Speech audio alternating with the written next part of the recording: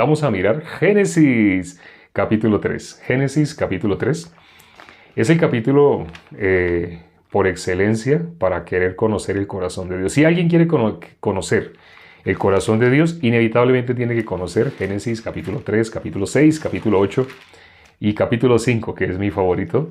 A través de él recibí la salvación.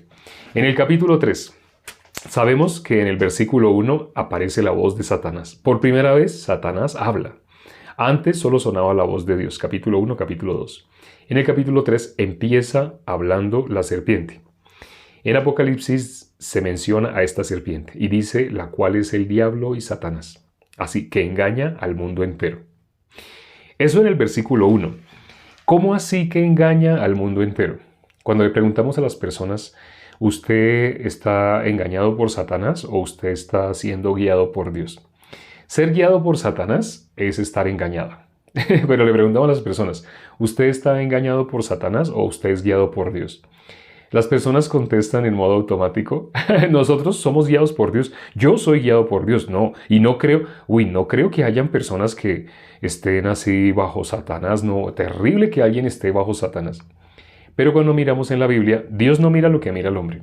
La Biblia dice que Satanás engaña al mundo entero. No que engaña a los bobitos, a los que se dejen, a los que no estén atentos, no. Satanás mismo ha mostrado a toda la humanidad una imagen de Satanás que no es la que vemos en la Biblia. Aquí, ¿cómo podemos identificar los síntomas de que es Satanás? Sin llegar a Apocalipsis. Al llegar a Apocalipsis, pues ya queda en evidencia. Esa serpiente antigua, el diablo Satanás. Ya lo dice Apocalipsis 12:9. Pero sin llegar a Apocalipsis, ¿cómo podemos ver acá? ¿Y cómo podemos ver en nuestras vidas? ¿Cómo podremos saber que es Satanás el que ha estado engañándonos? Satanás, primero que todo, se hizo ver como si fuera evidente. En las películas, en el resto del mundo y las religiones, ¿cómo muestran a Satanás? Como algo feo, algo sucio, algo evidente, ¿sí? Pero cuando miramos la Biblia, no es ni evidente, no es algo que podamos reconocer con nuestra vista, no es así. Si no, no sería engañador. Para que fuera engañador, él tiene que disfrazarse de lo que nosotros, sin darnos cuenta, consentimos. No nos damos cuenta. Si no, no sería engañador. Cuando miramos acá, ¿cómo reconocerlo? ¿Cómo tú puedes reconocer a Satanás? Para no ser engañado por Satanás, tienes que conocer efectivamente cómo él trabaja. Nadie, estando en una guerra, desconoce cómo funciona o cómo trabaja su enemigo, cómo piensa, cuáles son las estrategias. Normalmente cuando hay una guerra, se mandan espías, ¿sí? Para que los espías descubran cómo trabaja el enemigo. No para que se queden allá, sino para que descubran cómo trabaja el enemigo. En este caso, hoy vamos a escudriñar cómo se reconoce exactamente. Aquí en el capítulo 3, él hace una pregunta. ¿Con qué Dios os ha dicho? Y dice que Dios dijo, no comáis de todo árbol del huerto. Ya saben quienes han leído la Biblia, quienes han leído el capítulo anterior, que Dios dijo lo contrario. El versículo 16, Dios dijo, de todo árbol del huerto podrás comer. Pero Satanás dice que Dios dijo, no comáis de todo árbol del huerto. Son dos frases opuestas. Esa es la forma de reconocer a Satanás. En el versículo 5, ¿qué dice en el versículo 5? En el versículo 5 Satanás dijo, el versículo 4, vamos a leer el versículo 4. Entonces la serpiente dijo a la mujer, no moriréis. Entrando en contexto, para que sepan, ¿a qué le dijo la serpiente no moriréis? Le dijo la serpiente no moriréis a si come del fruto del árbol de la ciencia del bien y el mal. En el capítulo anterior, el capítulo 2, el versículo 17, Dios dijo, el día que comas de ese árbol, del árbol de la ciencia del bien y del mal, ciertamente morirás. Bueno, aclaro, hago un paréntesis, no es una manzanita. ¿Sí? En Génesis capítulo 3, versículo 6, dice que ellos tomaron de su fruto. Vamos a mirar rápidamente que dice que sí, tomaron de su fruto. Dice el versículo 6, y vio la mujer que el árbol era bueno para comer y que era agradable a los ojos y árbol codiciable para alcanzar la sabiduría. Y tomó de su fruto y comió. Aquí dice que tomó de su fruto. ¿El fruto de qué árbol? El árbol de la ciencia del bien y del mal. Cuando también le decimos a las personas cuál fue el fruto que comió Adán y Eva, Las personas manifiestan un alto grado de desconocimiento de la palabra cuando dicen manzana. Sí. ¿Por qué dicen manzana? Porque así como Satanás mismo se ha pintado feo, con cachos, con cola, así mismo Satanás ha hecho que las personas no conozcan cuál fue el fruto que comió Adán y Eva. Porque precisamente cómo es que Satanás engaña a las personas a través de la ciencia del bien y del mal. Las personas no deben conocer. Algo que Satanás no quiere que las personas conozcan es qué fue lo que comió Adán y Eva. ¿Qué fue lo que hizo que toda la humanidad, en Adán y Eva, toda la humanidad se separó de Dios? Algunos de pronto no conocían esto, pero en la Biblia dice que eso que pasó con Adán y Eva pasó con todos. Pasó contigo, con tu mamá, con tu papá. Toda la humanidad quedó separada de Dios por ese fruto que comió Adán y Eva. Pero sin conocer las personas, imaginándose que es una manzanita, porque Satanás, usando las personas de diferentes religiones y pintores famosos, ha hecho dibujos, así, dibujos de una manzanita. Por eso las personas ya en la parte más básica demuestran estar engañados. Satanás es engañador, él engaña al mundo entero.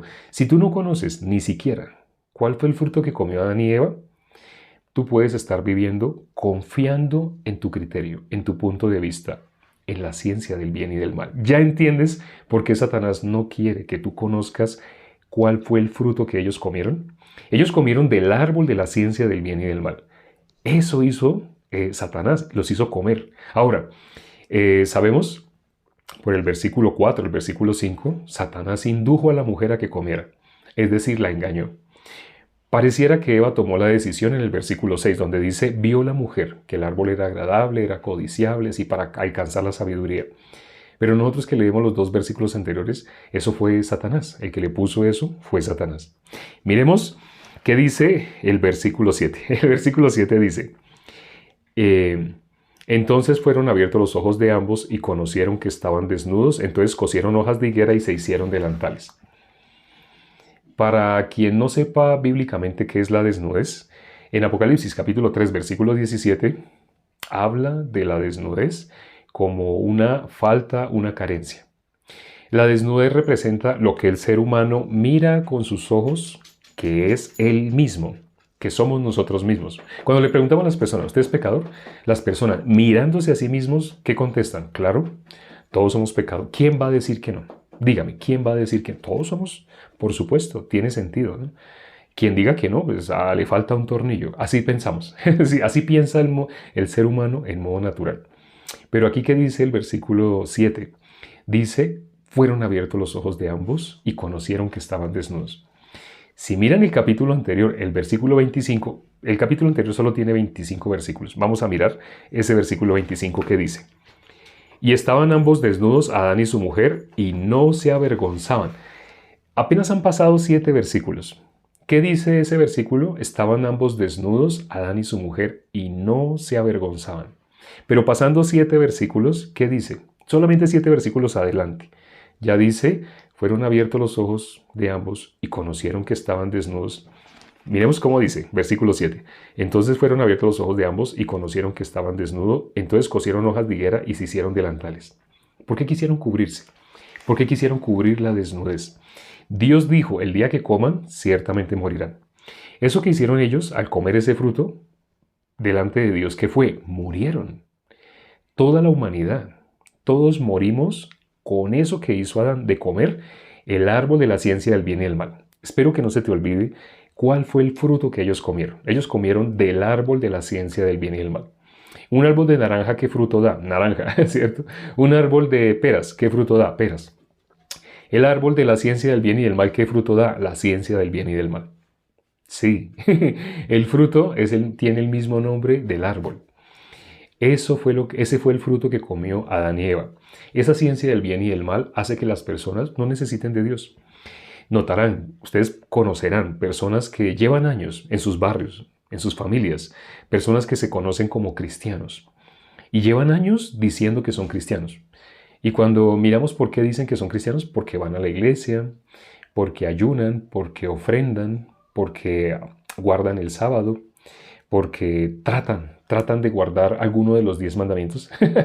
Difícilmente alguien mira los 10. No, tratan de guardar uno. Incluso algunas personas que tratan de guardar uno no conocen los otros 9. Se concentran en uno. Voy a tratar, voy a tratar. El que es mentiroso, voy a tratar de no mentir, voy a tratar de no mentir. El que es codicioso, voy a tratar de no codiciar. El que quiere hacer algo físicamente, entonces el día de reposo, ese me gusta más.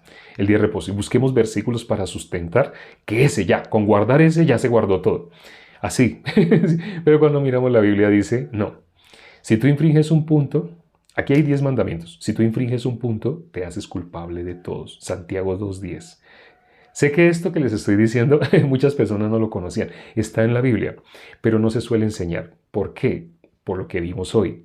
El fruto de ese árbol es la ciencia del bien y del mal. Lo que Satanás no quiere que tú conozcas es realmente desde dónde viene el pecado.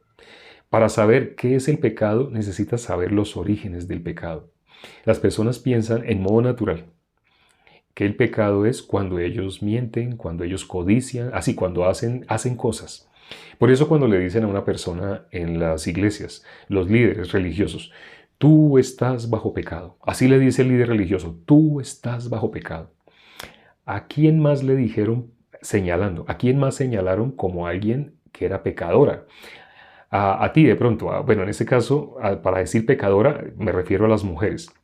Tal vez tú estás yendo a alguna iglesia donde algún líder te dice, tú me dices que estás viviendo en unión libre, o sea, en concubinato o arrejuntados, como dicen en algunos países, se arrejuntó con otra persona.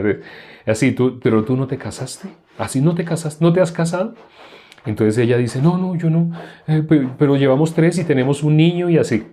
Entonces le dice, estás en adulterio, estás viviendo como una fornicaria, estás en pecado. Así, no sé si se acuerdan, en la Biblia hay un pasaje donde también señalaban a una mujer y le decían a esa mujer, adúltera, adúltera, fornicaria, adúltera, así, igual. Nuestro Señor Jesucristo, ¿qué ve? Dios no mira lo que mira el hombre. Si nuestro Señor Jesucristo no hubiera estado en esa escena, ¿qué iban a hacer con ella? Inevitablemente, la iban a matar. Por la forma como el ser humano interpreta la ley, la iban a matar. La ley tiene una finalidad, hacer que todo el mundo quede bajo pecado. Esa es la finalidad de la ley. La finalidad de la ley, vamos a leer un versículo que está en 1 Corintios, capítulo 15, versículo 56. 1 Corintios, vamos, 1 Corintios, capítulo 15. 1 Corintios, capítulo 15, versículo 56. Dice, ya que el aguijón de la muerte es el pecado, y el poder del pecado, la ley. El aguijón de la muerte, ¿qué es? El pecado. El aguijón de la muerte, el pecado. ¿Y qué cosa le da poder? ¿Qué cosa le da poder? La ley. Así lo dice, ¿no? Leámoslo nuevamente. Dice, ya que el aguijón de la muerte es el pecado, y el poder del pecado, la ley. ¿El aguijón de la muerte qué es? El pecado. Bueno, ¿qué se refiere de esta manera con el aguijón de la muerte es el pecado? Para que una persona pase de muerte a vida, eso que acabo de decir, si alguien no lo entiende, entremos en contexto. Jesús dijo, viene la hora y ahora es, cuando los muertos oirán la voz del Hijo de Dios, y los que la oyeren vivirán. ¿Cómo así? Los muertos oyendo no tiene sentido, los muertos no oyen. Pero ¿por qué nuestro Señor Jesucristo se expresa de esa manera? Viene la hora y ahora es cuando los muertos oirán la voz del Hijo de Dios, y los que la oyeren vivirán. ¿Quiénes pueden recibir la vida? Los que están muertos. ¿Quién puede recibir la salvación? El que está perdido. ¿Quién puede ser hijo de Dios? El que es hijo de Satanás. Pero cuando hablamos con las personas y les preguntamos, ¿tú eres hijo de Dios o hijo del diablo? Todos, hagan esa encuesta, hagan ese ejercicio. Todo el mundo contesta, uy, qué pregunta tan rara y fea, no me gusta esa pregunta, uy, tan feo, uy, no nombre, ni siquiera nombre a ese enemigo de nosotros. Así dicen algunas personas. No conocen al enemigo, no saben de qué se disfraza y están siendo guiados por él. porque Él usa lo que creemos que es nuestro juicio del bien y del mal, nuestro raciocinio, nuestro criterio de lo que está bien, lo que está mal. Por eso las personas creen que son hijos de Dios. Pero para ser hijo de Dios, ¿qué tenía que ser? Hijo del diablo.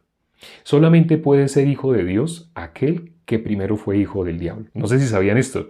Juan capítulo 1 versículo 12 es un versículo que muchos de los que están acá se saben de memoria. ¿Qué dice Juan capítulo 1 versículo 12?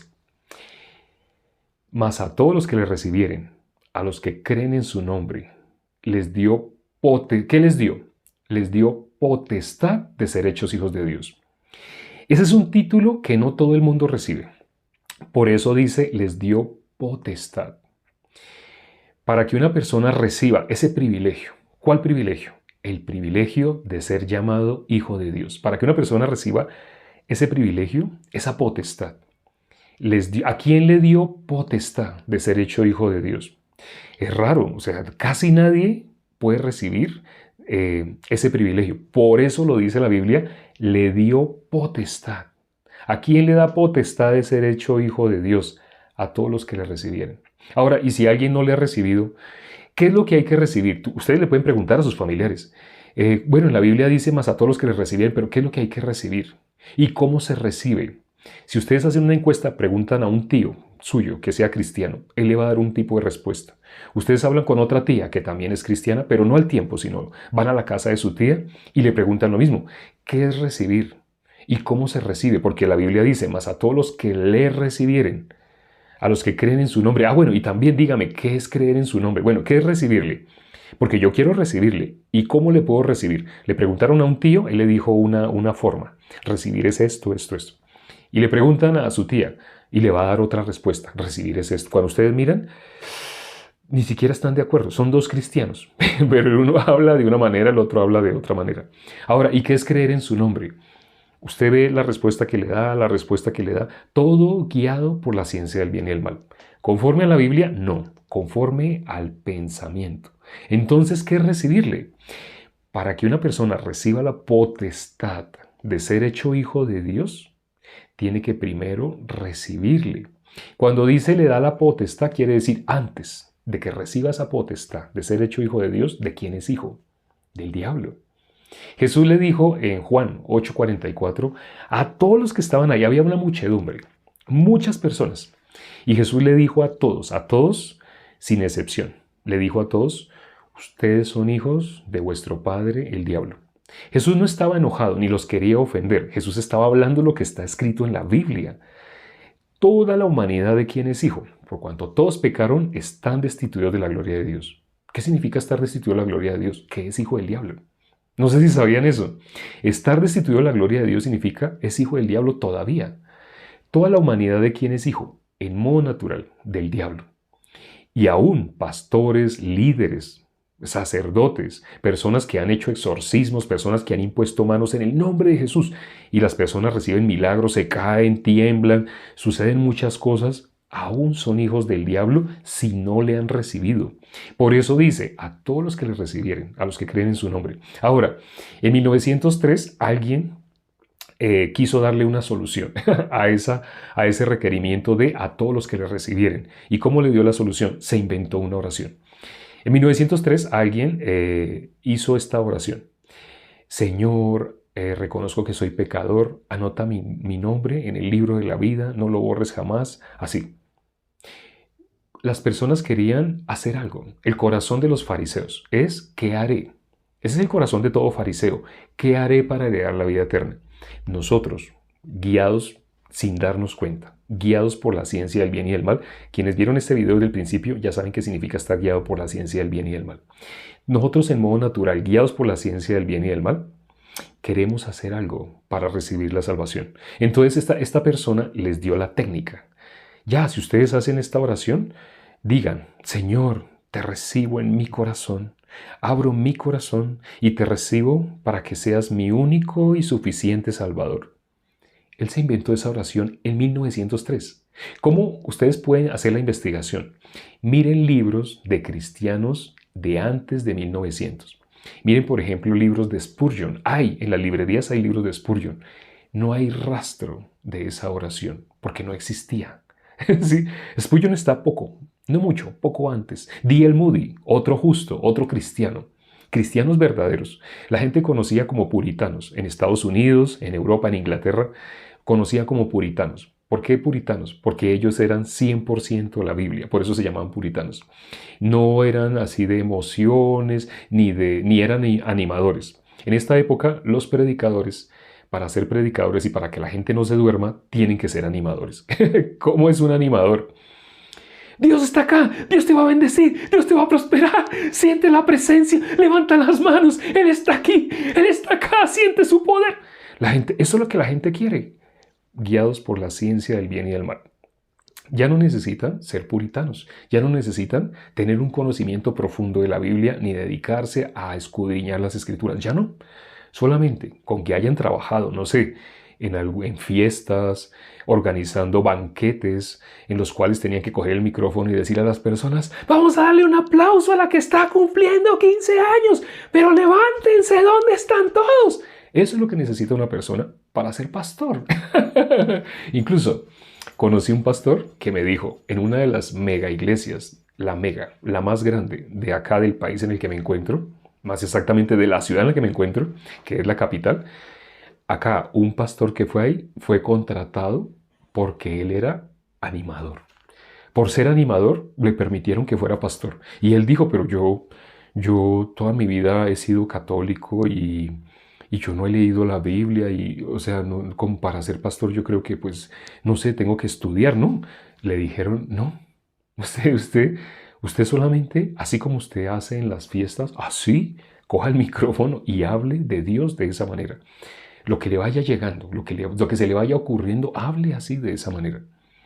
Sé que suena como una especie de broma chiste, no existe, lo conozco. Es una persona que fue invadida, bueno, hace como 7 años lo conocí y estaba invadido de cáncer, no sé si en ese momento está vivo, pero tengo grabado el testimonio, él me lo dejó, sí.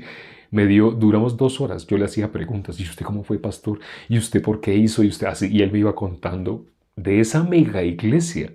Cuando él se fue a retirar, el líder de esa iglesia le dijo, ¿usted quiere ser mediocre como esa gentuza? Hay videos del líder de esa mega iglesia, como usted ve tan espiritual, como él habla de Dios y la gente aplaude, la gente llora mientras suena la música. Hoy el video, el video corto que subimos a TikTok, tiene que ver sobre los cantantes, los famosos cantantes que han hecho llorar a muchas personas, porque la letra de sus canciones es tan hermosa, la letra de sus canciones quienes fueron cristianos en los 90, quienes asistieron a iglesias cristianas en el 2000, en los 90, en el 2000, sobre todo en esas 2 décadas, conocieron grandes personajes y famosos, Marcos Witt, Jesús Adrián Romero, y acabo de dar solo 2 nombres de los más famosos, pero hay muchos más. Poco a poco se empezaron a descubrir cosas terribles en las vidas de ellos. Algunos fueron sorprendidos en adulterio, otros tenían enriquecimiento ilícito y muchas cosas terribles. Recientemente, hace poco, uno de ellos declaró que ni siquiera creía en Dios. Pero cuando ustedes miran, ustedes pueden buscar videos de este predicador, videos de hace 10 años, 15, 20 años, y ustedes escuchan las predicaciones que dan, son tan hermosas, en hermosura, superan las predicaciones de los predicadores actuales. ¿Sí saben lo que les estoy queriendo decir? Si ellos ni siquiera tenían nada que ver con Dios, imagínense los predicadores de las iglesias actuales. Si ustedes seguían por vista o por amistad, porque ya llevan mucho tiempo hablándose con sus pastores, ay, no es que mi iglesia, ay, es que mi pastor, ay, es que él tan lindo, y no, con él fue que yo acepté a nuestro Señor Jesucristo. ¿Tú aceptaste a Jesús? Cuando la Biblia dice, más a todos los que le recibieren, se está refiriendo a los que pueden creer en el nombre. Ya, para terminar, presten atención a esto. Aquí les voy a decir qué es recibirle, qué es creer en el nombre. El nombre de nuestro Señor Jesucristo está en la Biblia. No miren a sus libros de teología o libros de escuela de liderazgo o de discípula o no. Mirando la Biblia, en Mateo capítulo 1, versículo 21, aparece el nombre de nuestro Señor Jesucristo. Esto que les voy a decir no lo enseñan en las iglesias. El nombre de nuestro Señor Jesucristo significa Salvador de los pecados. No significa Salvador, Cuando le pregunto a las personas, por lo que les han enseñado de teología, dicen Salvador. Y cuando les digo ustedes son pecadores, dicen, no, por supuesto. No tiene Jesús ninguna relación en el corazón de las personas para liberar el pecado. No hay ninguna relación. Y dicen así, es que Él vino para salvarme. Él es mi Salvador. Él es mi Redentor. Pero nunca nombran de qué lo salvó. ¿Por qué no creen el nombre de nuestro Señor Jesucristo? El nombre de Jesús es Salvador de los pecados. Lo pueden ver en la Biblia. No lo busquen en las enseñanzas de los hombres. Búsquenlo en la palabra de Dios. Incluso yo les he dicho y les reitero mucho, no me crean a mí. No crean en mí y no crean en sus líderes. No crean en ustedes mismos. Satanás ya saben de qué se disfraza. Eso que ustedes creen que es su criterio, su punto de vista, su opinión, es el disfraz perfecto que usa Satanás. Hoy vimos cómo desenmascarar a Satanás. El Evangelio, creer en nuestro Señor Jesucristo, es creer en lo que Él hizo. El nombre que Él tuvo, Jesús, significa Salvador de los pecados. Sea en el idioma que sea, Jesus, JC, Joshua, Yeshua, es Salvador de los pecados. No es importante cómo se pronuncia en hebreo o en griego. Lo importante es qué significa. El nombre de Jesús significa Salvador de los pecados. Si tú hasta ahora te has considerado pecador, es normal, porque todo el mundo en modo natural ha sido engañado por Satanás. Lo dice Apocalipsis capítulo 12, versículo 9. Pero si quieres salir de ese engaño, para eso está este perfil, para guiarte a que puedas salir de lo que enseñan las religiones, de lo que enseña Satanás. Vamos a orar ya para terminar. Padre, gracias por las personas que se pudieron conectar el día de hoy. Gracias porque este evangelio, muy pocas personas lo conocen. ¿Qué es el evangelio? La obra que hizo nuestro Señor Jesucristo para limpiarnos de todo pecado. Las personas viviendo por la ciencia del bien y del mal, es decir, por su lógica, por su razonamiento, niegan la palabra de Dios. Pero la misma Biblia advierte que viviendo de esa manera, una persona no puede pasar de muerte a vida. Es más, las personas ni siquiera se han dado cuenta que nacieron destituidos de la gloria de Dios.